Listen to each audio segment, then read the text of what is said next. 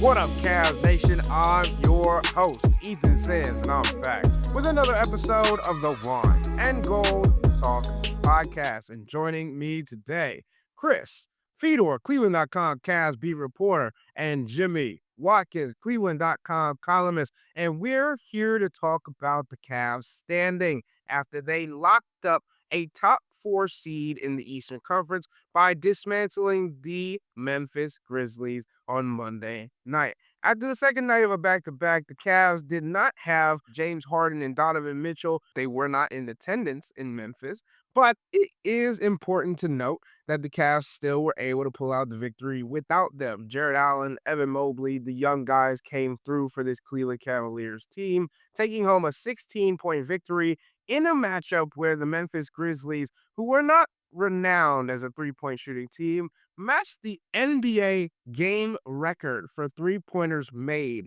with 29. It was insane to watch. We don't have to go through that game because it necessarily didn't have a whole lot of value outside of the Cavs locking up a top 4 seed, so that's where we'll stay.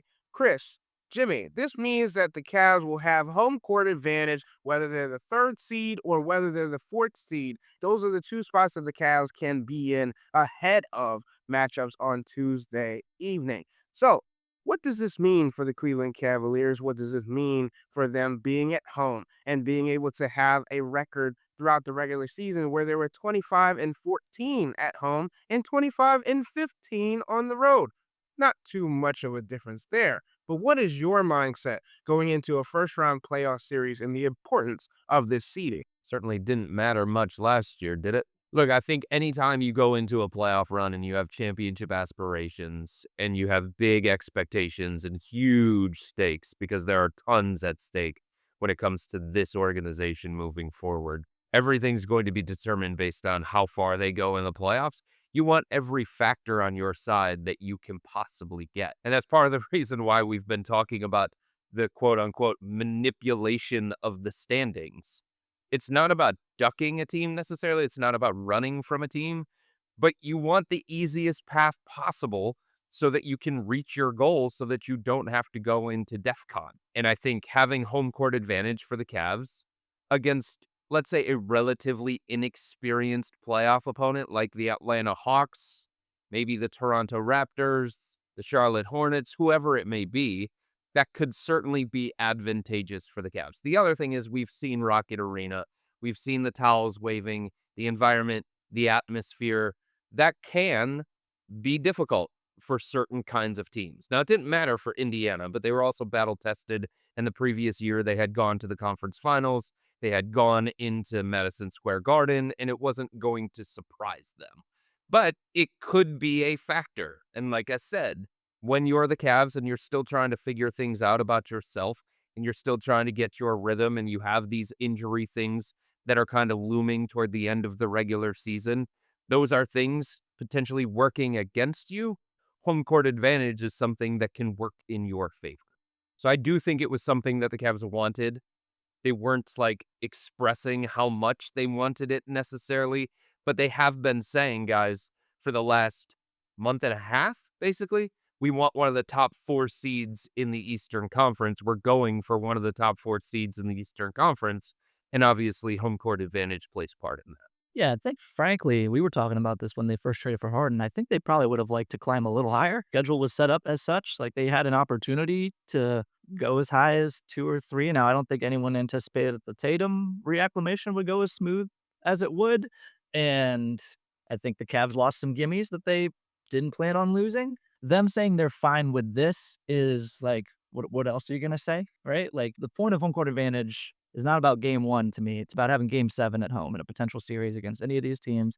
That's when it seems to historically matter the most. You'd like to have as many game 7s at home as you possibly can. Short of that, though, I've been interested to see the dichotomy between the tone that players are taking with the seeding approach and the tone that Kenny Atkinson is taking with the seeding approach. So if we remember, we asked Kenny even further back about the seeding thing, and he kind of waved it off. Certainly, you look at it, but it's not something we're not in the business of. I don't remember exactly what he said, but he kind of like made it a non-issue. Asked about it more recently, he's like, "Oh, you definitely look at that. You have to do what's best for us long term. Once it becomes real, right? Once your choice is either 4 or 5 and maybe limpy gimpy Pistons versus Celtics Knicks at pretty much full strength, that's a no-brainer, right? And I think we can all admit that as people who are not as close to the situation. But I feel like this is a situation where the further you get from the basketball court, the wider you look at this. Like the wider the lens is, like the players are all like, we'll play whoever's in front of us. They're competitors, they're prideful, and I'm sure some of them in the back of their heads are like, yeah, but like the Pistons, we've already said we feel like we're okay against the Pistons in playoff series. They're thinking that way. Given the choice, they're obviously going to play all the games and go full board. And then you got Kenny saying, well, we have to look at it. I bet you the further up you go through this Cavs org chart, the more you get the sentiment of, we got to get the Pistons. Because if we play Boston or New York in the second round and we lose again in the second round, it doesn't really matter the context or the circumstances. Like, it's just an abject disaster and we're going to have to blow up this roster, and like jobs aren't safe at that point. So going into this little Hawks mini series, to take that a step further, the Cavs have some power over who they play even in the first round here. This is a 2-game series. The Hawks are in position right now to be the 5 seed. They're a game and a half up. And if the Cavs want to play the Hawks, I'm pretty sure we'll know that, because if they start resting players on either end of these, the Hawks are going to have a really good chance of being in that 5 seed. And the Cavs are going to signal to us, we're comfortable with the Atlanta Hawks. The Cavs go for it a little bit here. They did their little home and home rest the last 2 games against the Pacers and the Grizzlies, right? They sat the bigs and then the guards. So they'll have everyone available. Obviously, if there's any nicked up injuries, then for sure they'll play it safe. But among the guys who are as close to 100% as you could be at this time of year, those guys will be available. So if they play those guys, that's probably a signal like, we'd rather have the Raptors. It's also a chemistry we need reps thing, but they are in a position to pick their opponent right now. By the way, if you feel like you need to be messing around with your opponent in the first round, that probably says a lot about where you are as a playoff contender, but they have that power. So that's the interesting thing. When all of this came out from Kenny, it was before the game against the Golden State Warriors, the final game of the road trip. And I didn't ask him anything about seeding specifically. I said, hey, look, you have a chance to clinch tonight. Once you clinch your playoff spot, what is the rest plan? Are you planning to play these guys the rest of the way? Are you going to find opportunities to rest them, injury manage? How are you approaching this? And that's when Kenny offered up the seeding thing. And he was like, well, there are a couple of games down the stretch here where what we do matters from the seeding perspective and what other teams do matter from a seeding perspective. And he kind of offered that up. And then Joe Varden from The Athletic was like, well, wait a minute. I asked you about that in Utah the other night, and you said that you're not focused on the seeding aspect of it. And that's when Kenny was like, well, the earthquake might have knocked some sense into me. He joked about that. And then he also said, it's closer now. It's more of a reality. We have to look at this thing. And then I followed up one more time, because immediately he was like, hey, you kind of know what I'm talking about here. Because everybody looked at it and said, okay, he's talking about Atlanta. You've got 2 games left against Atlanta. That currently is the 4-5 seed in the Eastern Conference. Is that a matchup that the Cavs would consider a little bit less favorable for them, given the way that the Hawks are playing, given the way the 2 teams match up and stuff like that? So then I followed up again and I said, well, wait a minute. Are you targeting a first-round opponent specifically, or are you looking at where you fit in a bracket? And then Kenny said, everything. You have to look at it all. So I think the fascinating thing about this, guys, is that I think the 2 most preferable options don't correlate with each other. You know what I'm saying? Like, there is a feeling right now that Atlanta's probably going to get the 5th seed. And if you put all of the teams, all of the realistic possibilities of who the Cavs would face in the first round, first of all, I don't think they believe they would lose to any of them. Let's just start there, okay? And I don't believe they would lose to any of them. But I think there are teams that would make them a little bit angsty, a little more angsty than others, okay? I don't think they're worried about Miami at all. I don't think they have too many concerns about Toronto. I don't. Charlotte, interesting. Orlando, still a little bit interesting because of some matchup issues that exist there. And then Atlanta is red hot. They bomb a bunch of threes. They've got Donovan's old coach in Quinn Snyder. They have this kind of style that you sometimes as a team get caught up in. They would at least, I think, feel a test from Atlanta. Now, one side of that is that's a good thing. You want to be tested before you face whoever it is in the semifinals. The other thing is a test means you could lose.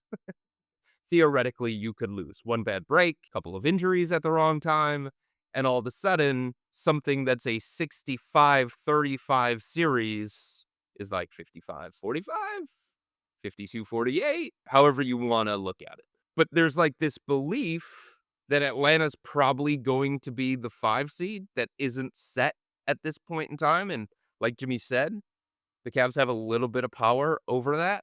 So I think if they had their choice to avoid, quote unquote, avoid a first round opponent, it would probably be Atlanta. Now, one way to do that is to move up to 3, but 3 theoretically means you could have to go through both Boston and New York to get to the NBA Finals, and I don't believe that's a preferable path.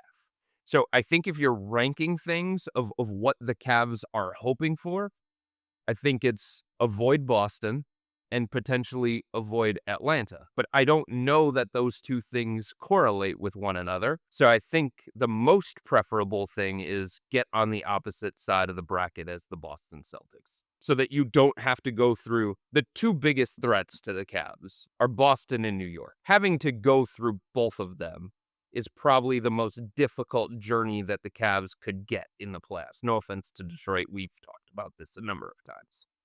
So how do you avoid having to go through potentially Boston and New York? Stay in the 4 spot.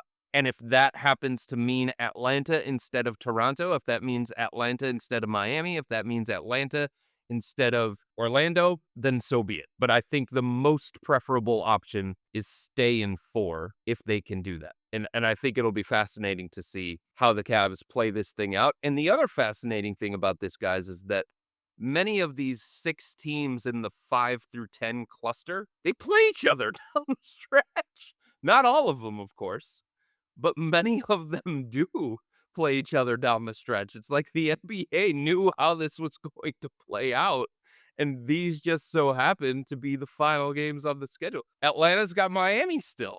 Toronto and Miami play twice. So it's going to be really, really interesting to see how this all plays out. And it's probably going to come down to the final game of the regular season.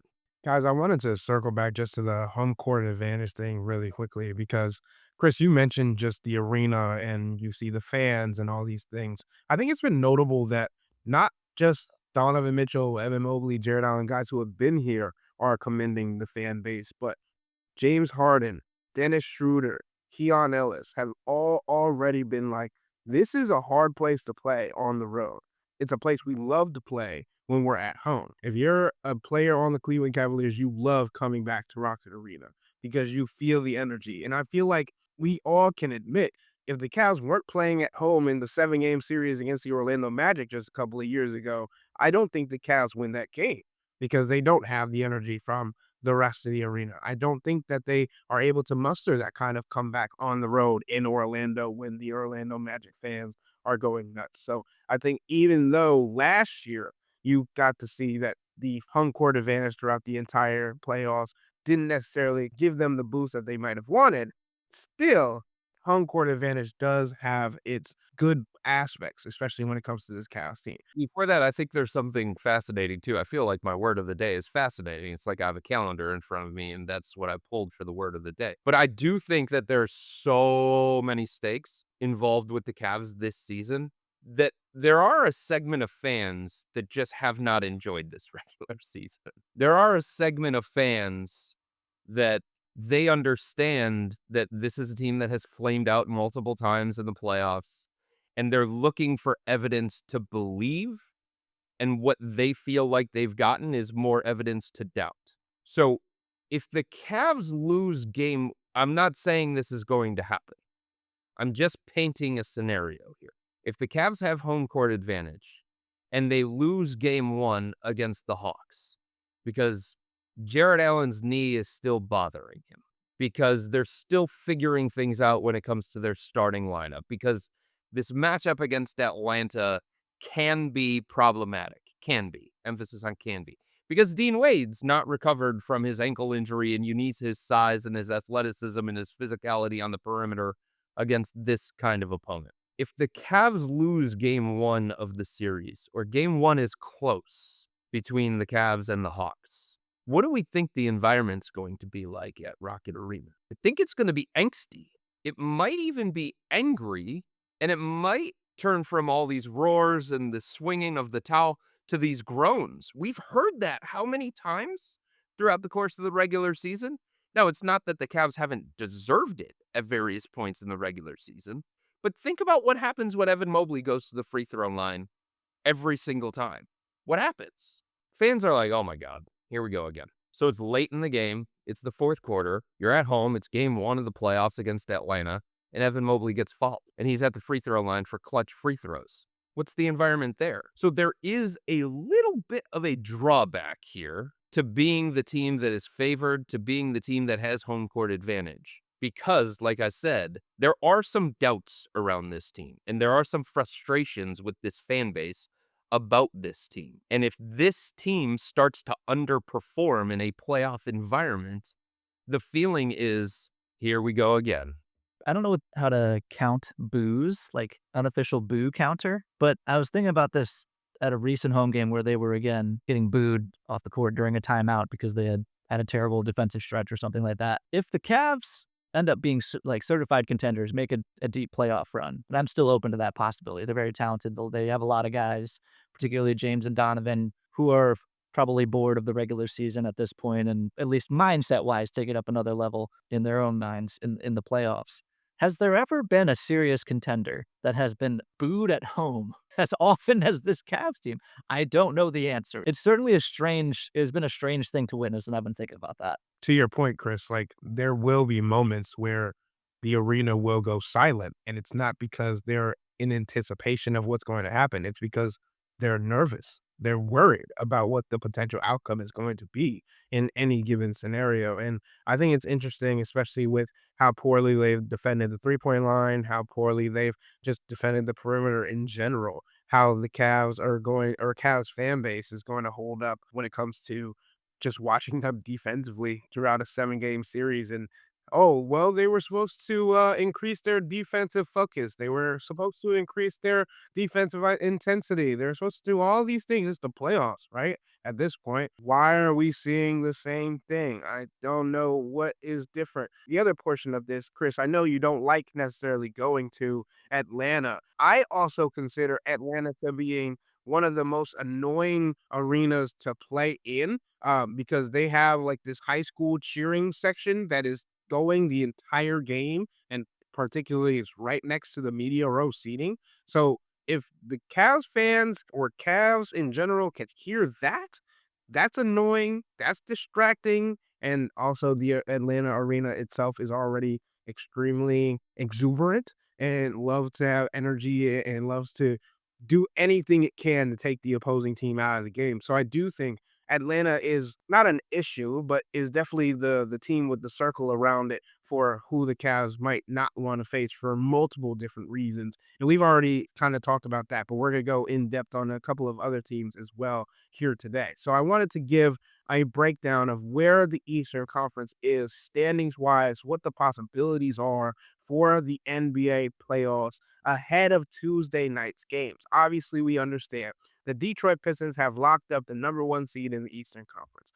Then 2, 3, 4, 5, 6, 7, 8, 9, 10 seeds are all still up for grabs. The number 2 seed can be between the Boston Celtics and the New York Knicks. The number 3 seed can be between the Boston Celtics, the New York Knicks, and the Cleveland Cavaliers. The number 4 seed can be between the Knicks and the Cleveland Cavaliers. The number 5 seed through the 10 seed can either be Atlanta, Toronto, Philly, Charlotte, Orlando, or Miami. That's how difficult the situation is for the Cleveland Cavaliers, right? And to Chris's point about winning games, losing games, working through the schedule, kind of playing with the basketball gods and figuring out where they want to land, it's not as simple as, oh, we just have to win a couple games. Oh, we have to lose a couple games. The Cavs are going to, as they have done in previous seasons, have coaches behind the bench with iPads watching other games to ensure that they have an idea of what they want to do, especially if the game comes down to a late game scenario, right? If they're in Atlanta on Friday and they have to make a decision on where they want to be, that's where the Cavs and Kenny Atkinson are going to be turning back to their second row of their bench, not to see if they need to challenge a call, but see what the score is in a particular game. So when we talk about these potential matchups, when we talk about Boston potentially being a number 3 seed, Boston potentially being the number 2 seed, and then the New York Knicks in the 2, 3, or 4 slot, I think it's very interesting for how the Cavs season is going to turn out. And I'm curious to get your perspective, you guys, not on who is the most difficult for this team to go up against in the first round series, because as we mentioned, it's more so about getting to the NBA Finals and getting past the Eastern Conference semifinals as the baseline. So, who do you think is the biggest X factor in allowing the Cavs to do that? Because I feel like we've talked about it briefly. Dean Wade's not healthy yet. Jalen Tyson's not healthy yet. Jarrett Allen's not healthy yet. How do those guys swing the scale?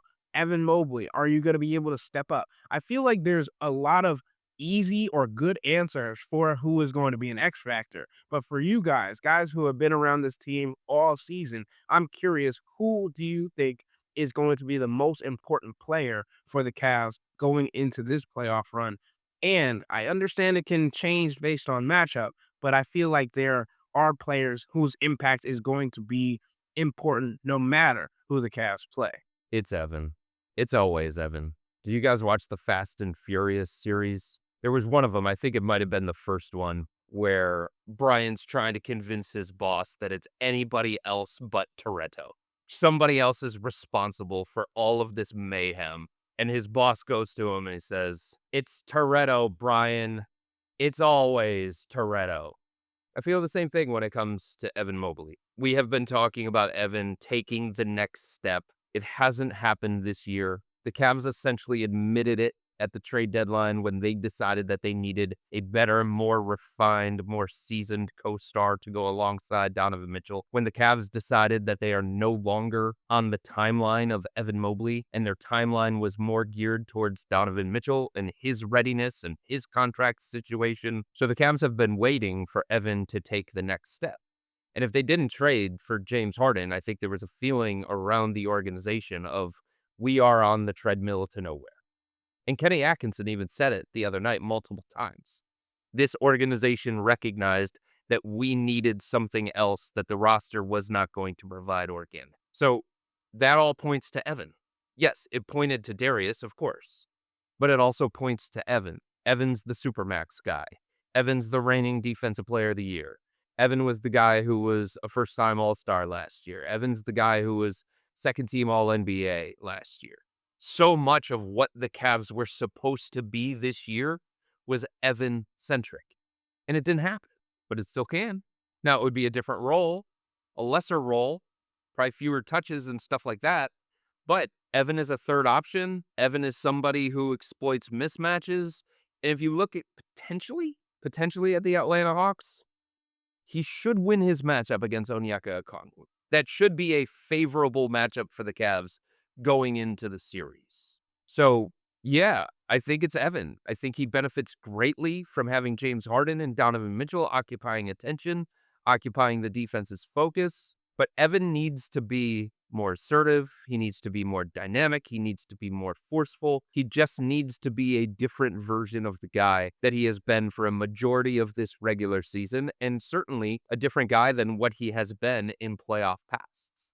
But he's the kind of guy who, if he plays with aggressiveness, if he plays with force, if he brings unicorn-like things on the defensive end of the floor, especially if he's going to match up against Jalen Johnson for the Hawks at the other end, that swings a series. That shifts outcomes of games. And he is a guy who is capable. He has the ability on a possession-to-possession basis to alter games and swing series. He just has to do it. He has to be a more complete version of the player that the Cavs have seen for a majority of this regular season. If he's more like the guy that he has been since the All-Star break, then I do think there's an area where the Cavs can exploit against Atlanta, even against Toronto, maybe even against Philly, and he can be really, really important, and he can be the kind of X factor that he was supposed to be coming into year 5. I was gonna say the bigs together, which feels like cheating, but okay, I'll make a case for Jarrett Allen as well. I mean, baseline here, the Cavs are a bajillion games over 500 with Jarrett Allen in the lineup since he's got here, and they are like 500-ish without Jarrett Allen in the lineup. Now, a lot of that is the pre-Donovan days. He was uniquely important to those teams, those teams that were absolutely driven by defense with him and Evan as the pairing back when Darius was the sole offensive engine. But still, even, obviously another part of that is Jarrett played every game of the best regular season that the Cavs have ever had without LeBron James. So that's a big part of that too. But even if you remove that from the equation, there is a marked difference with Jarrett without Jarrett. And given the particular matchup with the Hawks, this is going to be a series where I think it's really important that the Cavs have 2 rim protectors instead of 1, given that Chris and I were talking about before we started recording, Onyeka Okongwu is shooting 5 threes a game now, and he's making almost like 40% of them. I haven't done the deep dive on like how closely those are guarded and what have you. We're still doing in like elementary study mode for the Hawks, but that's interesting. At minimum, if Onyeka Okongwu makes a couple in the first quarter, that's going to change the way you have to defend pick and pops. And the Hawks are going to challenge. The Hawks know that the Cavs defense is not just their strength, the spine. The make or break part of this defense are the 2 bigs. Everything is designed around them. We've talked about this for years. They are more important than ever given the Cavs' disconnection on that end since the trade. Some of that's effort-based, some of that's chemistry-based, whatever. Jarrett Allen and Evan Mobley have never been more important to this defense. This defense has never been in a more fragile place, and we know that the Cavs are going to score. We know that. James Harden and Donovan Mitchell are breathing. It's going to be a top 5 offense in the playoffs, particularly against pick your 5 seed. Like, the Hawks have been a top 10 defense on the season. That's great. This is a different level of offense that they're facing. This 15, however many in 2 games that they've, or 3 now because they lost the Knicks. This incredible run that they've been on, not knocking it. It's a lot of March basketball against bad teams. So if some of those, there's some noise in those numbers. We know that the Cavs are going to score. We don't know whether they're going to defend. And when we're talking about defense, it's Evan and Jarrett. Those are the 2 most important pieces. Yeah, and it's about setting a tone for physicality, setting a tone for intensity. And the Cavs don't have somebody on the perimeter that's going to do that. They don't have Jalen Suggs. They don't have Lou Dort. They don't have Dyson Daniels. So they need their bigs to set that tone defensively, to set that tone of physicality and play with a level of playoff intensity, play with a level of playoff physicality. And in playoff pasts, obviously, those guys have come up short in that area. It's one of the questions that a lot of people had about this team coming into this year. Look back to New York, look back to Boston, look back to last year against the Indiana Pacers. The Cavs don't have an Aaron Nesmith that can do that kind of thing. So if Donovan Mitchell's not going to do that because that's not his job, that's not his thing, and James Harden's not going to do that because it's not his job and it's not his thing, and Sam Merrill's not going to do that, and don't even talk about Max Strus being the one to do that. It's got to be Jarrett, and it's got to be Evan setting that physical tone, especially against a team in Atlanta. For all of the things that you can say about them, it's more free-flowing. It's more 3-point heavy. It's more pace and space. These aren't the Knicks of 2023, right?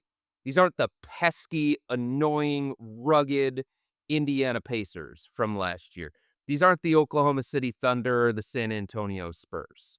This is a team where theoretically, Jarrett Allen and Evan Mobley should be able to impose their will and win the battle of force. They just have to do it.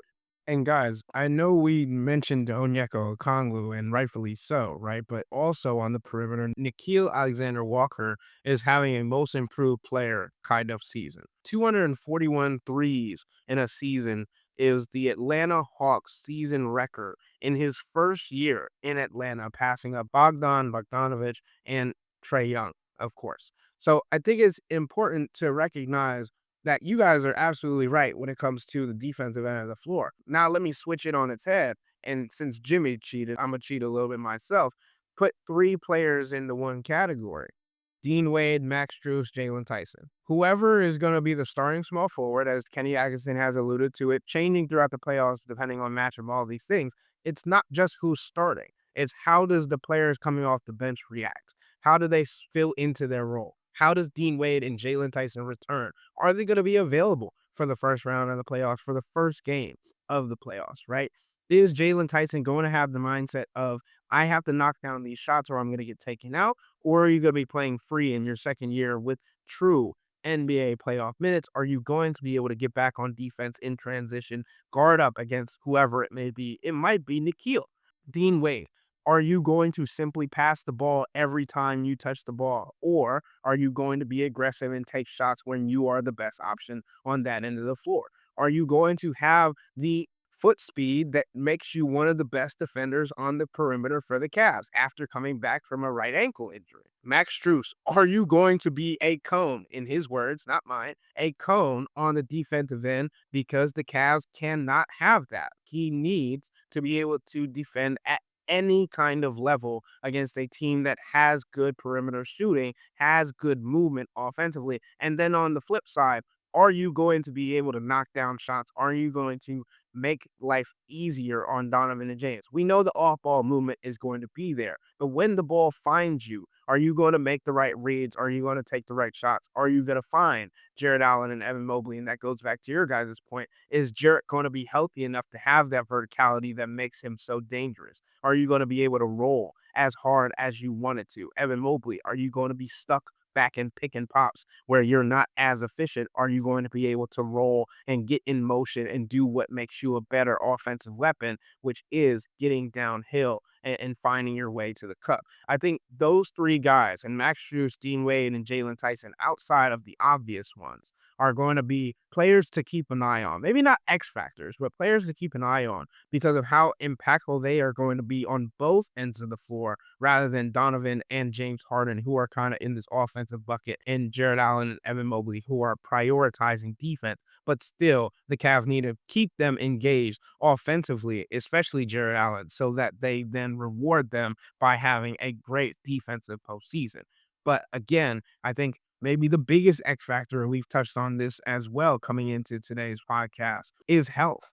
And again, that goes back to Dean Wade, that goes back to Jarrett Allen, that goes back to Jalen Tyson, that goes back to Donovan Mitchell with the groin injury that he suffered earlier this season. How is his body going to maintain? We've had the conversation about him getting attacked in switches, potentially in the playoffs by opposing offenses to try and get them better looks on the perimeter, or simply to get downhill and tire Donovan Mitchell's body and legs out so he doesn't have as much productivity on the offensive end. Guys, I think there are a lot of players that could make or swing a series for the Cavs this year because if Donovan Mitchell, if James Harden have an off night, which is viable in the postseason, even though we know Donovan Mitchell is a playoff riser, we've had experience seeing James Harden fall off the face of the earth in the postseason as well.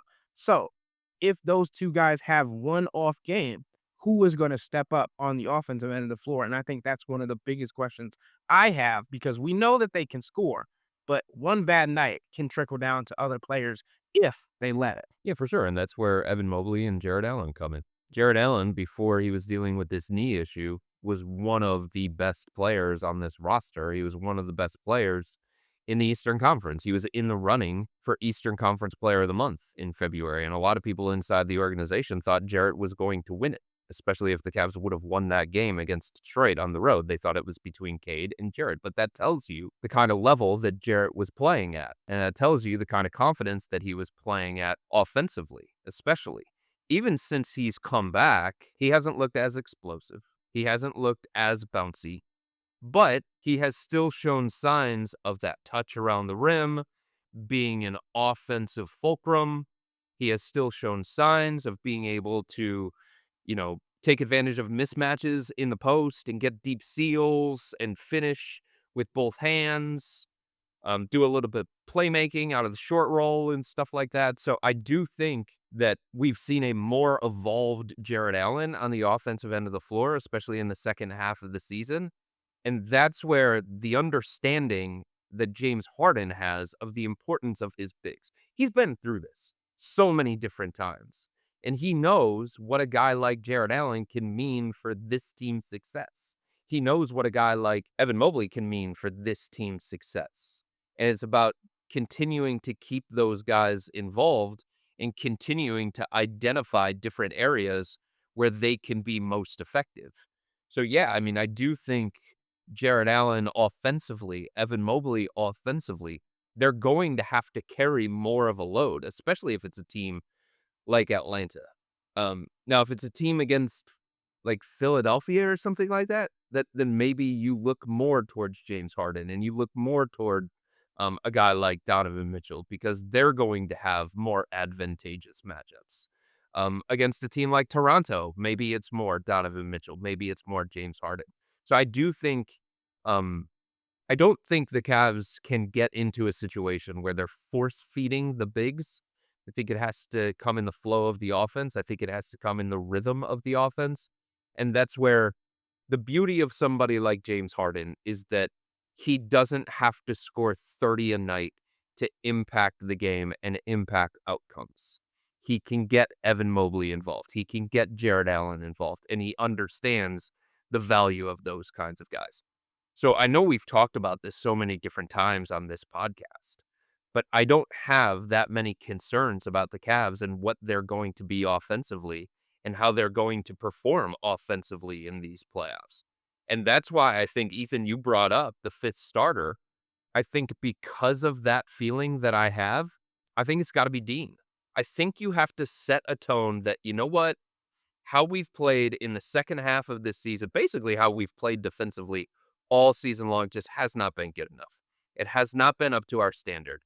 We cannot allow a team like Memphis that has 4 10 days and a two-way finishing the game, basically, to make 29 threes against us. It's outrageous. We can't have these other teams that we're playing against have these best nights of the season offensively because of how bad we are defensively. And Max Strus just has not been good defensively since he's come back. And of course, there are circumstances tied to that, and you don't want to be too hard on Max. But Dean Wade gives them a better chance defensively. He gives them more size, he gives them more versatility, he gives them more length.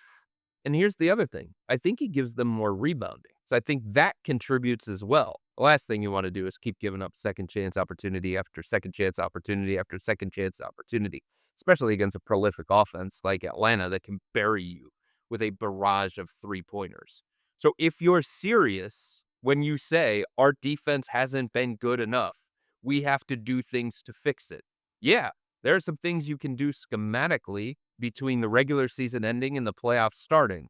And yeah, there are some things that the Cavs are going to try and throw at Atlanta to kind of get them out of rhythm. And they're probably going to do some cross-matching stuff to try and make it a little bit tricky. But there's a thing that they can do from a personnel standpoint that they control. Dean Wade is a better defensive player. The Cavs are a better defensive team with him in that starting lineup. The Cavs, statistically, are a winning basketball team to a significant level with Dean Wade as the fifth star. It works. There is enough data that says this is a good lineup. At some point, you just stop ignoring that because Dean is giving you 0 points or because the box score doesn't look as pretty from an individual perspective or because Max gives you a different kind of ceiling offensive. I think this playoff run, Kenny really has to look and say to himself, defense is basically going to be the difference between us winning the Eastern Conference and us flaming out early once again. And what can I do to help that as much as possible? And I don't think he can afford to go away from Dean, despite his limitations offensively.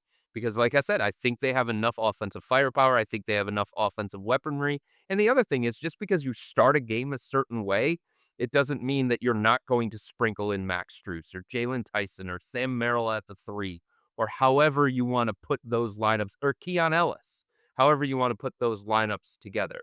But to start, to try and set a tone, to me, Dean's got to be in that starting lineup. This is so important with a guy like Jalen Johnson or even, lesser degree Scotty Barnes, but Jalen Johnson in particular. Jalen Johnson has played 8 career playoff games. He's averaging like less than 10 minutes a game. This playoff game. He has never been in a playoff series in this setting where he's the best player on his team and the Hawks are going to be looking to him to create a lot of their offense. At the end of games, the Hawks, it's a lot of CJ McCollum.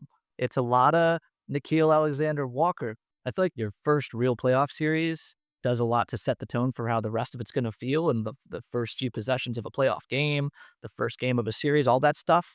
It's important the Cavs don't let Jalen Johnson feel comfortable. I was just combing through some of their numbers. Like Jalen Johnson it's a terrific player in many contexts, but like when Jalen Johnson's on the court, the Atlanta Hawks are trying to get rebounds and push the ball as fast as humanly possible. They are like 90th percentile in transition frequency off live rebounds when Jalen Johnson's off the court, which makes sense. He's a supreme athlete. He's incredible in transition. He's tough to stop going to the rim. He can dunk on people. He's strong finishing through contact, all that stuff. The Cavs can slow that down, one, by just scoring, which would help, but they can also, have Dean Wade to make Dean Wade is uniquely suited to make Jalen Johnson understand that, like, hey, it's not that free flowing nonsense out here. You can make him feel that and put the onus on other players who, like, I like CJ McCollum, but he's, in his mid-30s, early to mid-30s at this point. Nickeil Alexander-Walker is an incredible story this year and would get my vote for most improved player. He's an unrecognizable player compared to the guy that he was in Minnesota, but he's never been in this situation where he's had to be the main generator of offense in a playoff series either. So, like, those kinds of guys, the Jalen Johnsons, and again, lesser extent, Scotty Barnes, the guys who drive stuff for the offense. I know Toronto has gotten away from Scotty Barnes a little bit in that regard, but those kind of players, that size archetype, Dean Wade's the only guy who can guard those guys. And I think that's going to be a major, major key to the Cavs getting ahead in these series, because that's the other thing to what I said earlier about your comfort level can get determined early. Like if the Hawks feel early in game one, like they can score on the Cavs, it could be a longer series than you anticipate. That confidence goes a long way. I agree. Chris, I'm in agreement with you as well. Dean Wade being the starter for this Cavs team and filling in as a small forward, it makes the most sense. Even if he's not going to be as aggressive offensively, you need his defense. And again, I'm going to reiterate what I said earlier. How he responds to coming back from his ankle injury is going to be telling in how the Cavs use him over the last few games of the regular season to get him kind of ramped back up. Because as Kenny Atkinson was talking about the other day, was Dean still needed to get a 3-on-3, a 4-on-4, a 5-on-5 before making his return. And we're recording this podcast before Tuesday's injury report ahead of Wednesday's game against Atlanta. So we don't necessarily have the full insight into if Dean Wade will be listed as questionable, probable, whatever, for Wednesday's game against Atlanta. But it would make sense for the Cavs to at least try and have him available for one of these matchups against Atlanta, even if they don't necessarily play all of their players, just to have a look at what it would be with him guarding some of these players, as you guys mentioned, Jalen Johnson, Nickeil Alexander-Walker. Even if Kenny wanted to go to a small ball 5 lineup, what does it look like with Dean Wade guarding Onyeka Okongwu? And I think it's going to be interesting coming down the stretch, and that's why I mentioned Dean Wade, Max Strus, and Jalen Tyson, because Max Strus is a competitor. Max Strus wants to be on the floor. Max Strus, again, I mentioned this to Jimmy the other day, has had 3 20-plus point games already. He had 1 last year. He feels like offensively he's in a groove. He's found his rhythm. In his words, worked his ass off to get back here to be able to help this team win in the playoffs. To then put him back on the bench after having him get back in the starting lineup, I'm not going to say that Max isn't going to be able to do that, but it's definitely a mentality shift. And having him come off the bench to end the regular season could help that. And then Jalen Tyson as well, having his minutes shrunk is going to be a mental battle for him as well. Who knows? We understand Kenny Atkinson is going to go to not only matchup based, but who's playing well game to game. And these spurts, these 5-minute stints that players are going to get, you have to make the most and make the best impression. It's not necessarily what you did in the regular season to get here. Sure, that builds up trust, that builds up equity, but that kind of all goes out the window when the playoffs begin, and Kenny Atkinson has to look at the roster and say, okay, who can I trust, but who is doing it and actually proving it on a nightly basis? But every game is its own entity. Every playoff game is its own thing. You cannot go game to game. Momentum does not swing. Momentum does not carry from game to game. We saw that for the Indiana Pacers series last year. Nobody expected them to win game 3 and then fall on their face in game 4. So I think the Cavs understand that it's not only player oriented, but it's game to game basis. And how this Cavs team is going to react is going to tell them a lot and tell us a lot about what Kenny Atkinson thinks and has thought about these players throughout the season, and then what they can accomplish with them on the floor in the postseason. Well, here's the thing. I think the front office deserves a lot of credit, guys, and they had misses this offseason. I think the only offseason move that has worked out is Thomas Bryant. And I don't know that that's a feather in your cap as a front office, right? The last guy that you sign that close to training camp, that's your successful move. So I think they understood, hey, like these things didn't work out the way that we planned. But the one thing that you can give them credit for is recognizing those shortcomings, recognizing those failures, and they have given Kenny playable options. And now Kenny deserves credit for this as well because he extended his depth. Some of it was out of necessity, but he has extended his depth, and the player development program has allowed guys like Naquan Tomlin to be a different player, Jalen Tyson be a different player. So as a coach going into a playoff run, you want to have as many playable options as possible. And the good thing is, if Max Strus is, in his own words, playing like a cone on the defensive end of the floor, then you go to Keon, or then you go to Dean Wade, or then you go to Jalen Tyson, or maybe you're lacking energy and you need that kind of zest, a different kind of activity. Then you go to Naquan Tomlin. So that's the thing that Kenny is going to be responsible for.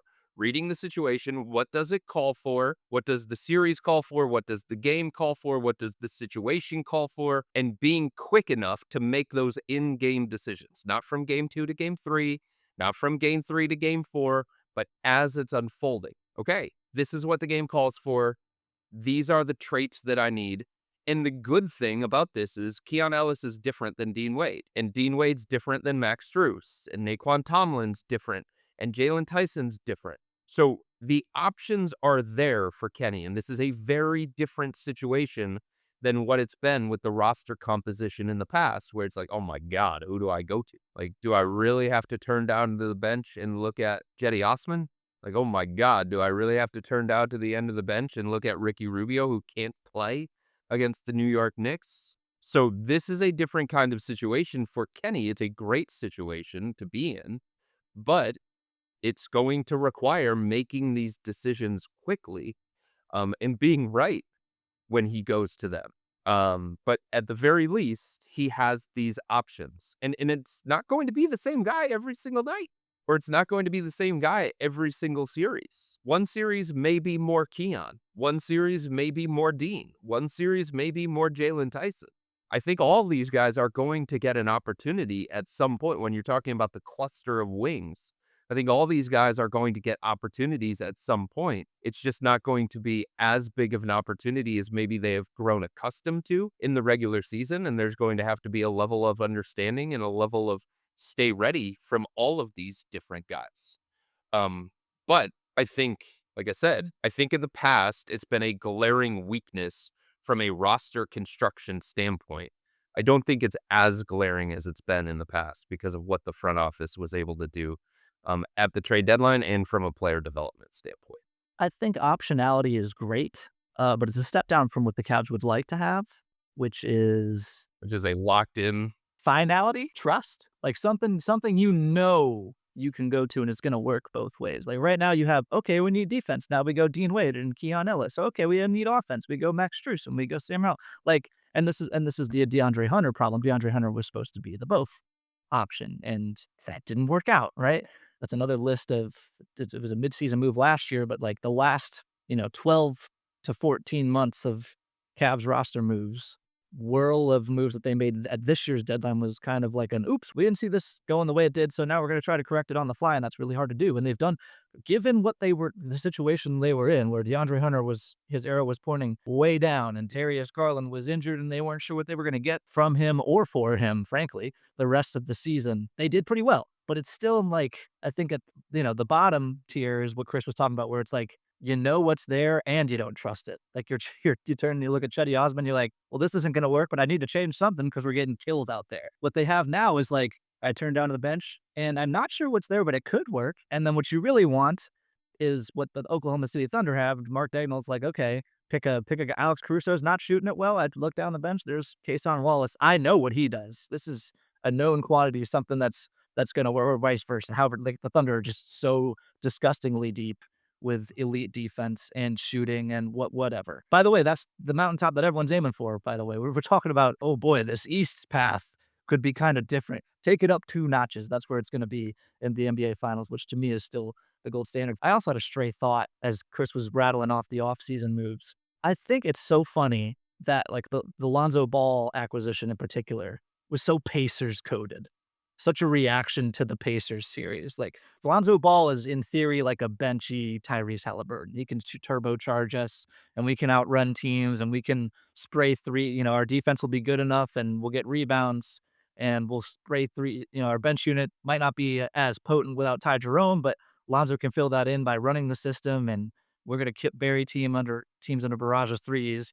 Obviously, that doesn't work out for a variety of reasons. One of them being Lonzo Ball was terrible. Another one being the Cavs' defense was terrible. So that transition game doesn't get a chance to get started, right? Like, you have to be able to get stops to get your transition game started. You go, okay, midseason, we're going to pivot. Now we have James Harden, this playoff puppet master. He can slow the game down. We can toggle both identities, all for this to come back around. And now you're playing the Hawks, who play a little bit like the Pacers. I think that's kind of funny. To your point, Jimmy, I think it's very funny how the Cavs have been reactive in 2 of their moves. Obviously, DeAndre Hunter was a move to match up with the Boston Celtics, right? And Lonzo Ball was a move to match up with the Indiana Pacers. And those came subsequently after the Cavs had lost to them in playoff series. I think that's extremely important to note. It is interesting to keep an eye on, but I don't think necessarily that's going to be the case after this year because, as we mentioned, if the Cavs don't get to the Eastern Conference Finals, everybody's up for grabs. But I do want to circle back to the point,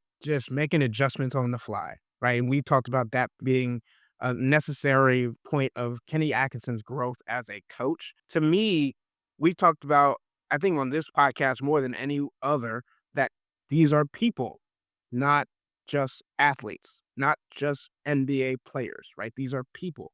The playoffs, emotions got to go in the garbage. Everybody has to be on the same mindset. Everybody has to be on the same wavelength. Everybody has to understand that whatever Kenny Atkinson does, you have to trust as much as he has to trust you to put in the game. Trust the head coach that he's going to make the right call to either sub in or sub out, and it cannot be emotion filled. You cannot be in your feelings if you get pulled out of a short stint because Kenny wants to see something else or believes something else is necessary. Because more than likely, he's going to go back to you at some point. And that's not just Jalen Tyson or Dean Wade or Max Strus or Sam Merrill or Keon Ellis. This is also like, if Kenny has to go away from Evan Mobley or Jarrett Allen or Don and James Harden, like, it's very unlikely that he does the latter. But if Jarrett Allen's injured and is giving you half or 70% and you need 100 to go up against a running Atlanta Hawks team, there cannot be feelings involved. Or you cannot get upset that you're getting put on the bench because they need something different, right? Evan Mobley, you're supposed to be the guy. You're supposed to be the X factor. If you get put on the bench because you're getting bullied by Onyeka Okongwu or not guarding on the perimeter or allowing Jalen Johnson to do whatever he does, Kenny Atkinson, you cannot be, I'm going to lose my future's all-star, all these things because I put him on the bench. You just have to do it. You have to do what every game calls for. Emotions are important throughout the regular season. You have to build up confidence. You have to build up trust. You have to build all of these things so that they are ready and in the best situation, peaking, to use Kenny Atkinson's word, peaking heading into the playoffs. But when the playoffs come around, you have to have enough self-confidence, enough self-belief that if Kenny Atkinson has to go to someone else, you believe that when your opportunity comes back around, you're going to be able to make the plays. And I think that is what is going to be most difficult for Kenny Atkinson, is not only making the right calls, as Chris mentioned, because you have to be right in all of the moves that you're making, but if you're wrong, making a move otherwise to counteract that and make the right amends quickly. Because I think even though these guys are all NBA professionals, and the Cavs have talked about maturity, the Cavs have talked about leadership and growth in all of these areas, the Cavs need to get to the NBA Finals. You need to get there, and you have to do everything in your power to do so. That means benching somebody for 5 minutes. That means benching them for a quarter. You got to do it. If you think that someone else is going to give you a better opportunity to win a single game, we all remember game 2, right? We all remember game 2 against the Indiana Pacers in the Eastern Conference semifinals. That, to me, swung the entire series because the Indiana Pacers left Rocket Arena with momentum that didn't necessarily carry over into game 3, but they had an idea of we can beat this team. And I think if you give an Atlanta Hawks team, if you give a Toronto Raptors team, if you give a Philadelphia 76ers team this kind of belief, that could change an entire series because you didn't make a decision because you were worried about somebody's feelings or worried about how they were going to respond. That cannot be the mindset going into a 7-game playoff series in this postseason when there are so many stakes on the line. Yeah, the other thing is it may not be 10 minutes. It may not be 20 minutes. It might be a 1-minute stretch. Remember Dante Jones for the Cavs? That stretch toward the end of the half. Like that might be your thing, Jalen Tyson. Or that might be what we ask of you, Naquan Tomlin. That might be what we ask of you, Craig Porter Jr. And it's different. I get it. It's different for every guy, and it's different than what it has been during the regular season. But in the playoffs, rotations are shorter, leashes aren't as long. So whatever it is in that moment that the team is asking you to do, that's all you have to do. And look, these playoff series against certain teams are going to be decided by the slimmest of margins. It's going to be about late game execution. You might be called on to inbound the basketball in the final 30 seconds, if that's the only thing that you do for that game. Maybe. You just don't know what the situation is going to call for. So you have to be ready, and you have to be willing to do that. You have to be on top of your scouting report. Because one blown assignment, one closeout to a shooter that you're not supposed to close out to, or failing to close out to a shooter that you should have closed out to, that's going to be potentially the difference between you getting more playing time or not getting playing time. And that's the margin, and that's the way of life. For a role player, that's the way of life in the playoffs. Keon and Jalen, to that point, what does it look like? They'd never been on the stage before. The Cavs acquired Keon Ellis with a pretty significant playoff role for him in mind. Jalen Tyson, just such a question mark hovering over him right now because of the injury, and it's the worst timing possible. To Chris's point, one closeout, one miscommunication in transition. We've talked about this before. Kenny's going to lean on what he knows if he doesn't have clear answers. He's going to lean on guys who have experience if he doesn't have clear answers. So you have to give him a clear answer, and that clear answer has to be yes. If you're a guy like Keon Ellis, Jalen Tyson, or really any, to extend it to Craig Porter Jr. and Naquan Tomlin, if you do get those small opportunities, you got to maximize them. Otherwise, you're getting buried. All right, guys. Well, we have to wait and see how this is all going to play out over the final couple of games in the regular season. But the Cavs get to match up against their potential first-round opponent in the Atlanta Hawks on Wednesday and then again on Friday. It's going to be a lot of fun to see what happens over the last couple of games. And as we continue, we're going to give you guys all the content you could want when it comes to preparing for the postseason and giving our thoughts on everything down the line. But with all that being said, that'll wrap up today's episode of the Wine and Gold Talk podcast. But remember to become a Cavs insider and interact with Chris, me, and Jimmy by subscribing to Subtext. Sign up for a 14-day free trial or visit cleveland.com/Cavs and click on the blue bar at the top of the page. If you don't like it, that's fine. All you have to do is text the word STOP. It's easy, but we can tell you that the people who sign up stick around because this is the best way to get insider coverage on the Cavs from me, Chris, and Jimmy. This isn't just our podcast, it's your podcast. And the only way to have your voice heard is through Subtext. Y'all be safe. We out.